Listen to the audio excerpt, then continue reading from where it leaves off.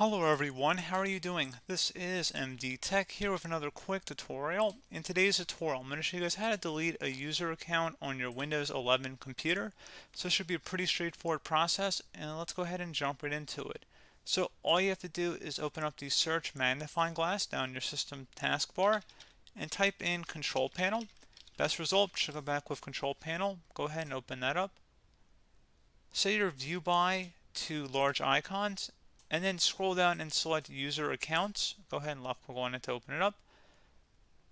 Select where it says manage another account. Select the account you want to delete, and then select delete the account. So before they delete this account, Windows can automatically save the contents of their desktop and documents, favorites, music, pictures, and videos to a new folder called, which is their username, on your desktop. However, Windows cannot save their email messages and other settings. If you want to delete, go for it. Otherwise, you can select keep files.